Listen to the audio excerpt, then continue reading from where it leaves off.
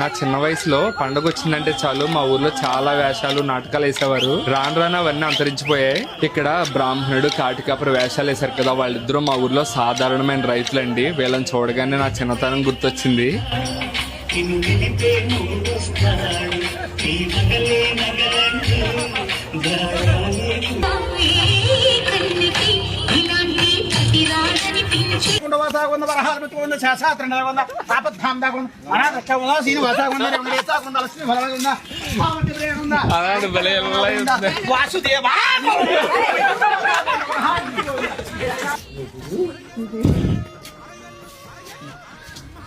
నారాయణ గోవింద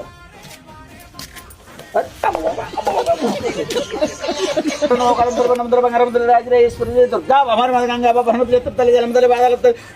ధాన్యలక్ష్మి ధరలి సంతోష మత అనుకున్న దేవి డబ్బులు తెలుగుతుంది ఎంతో కొంత సరే.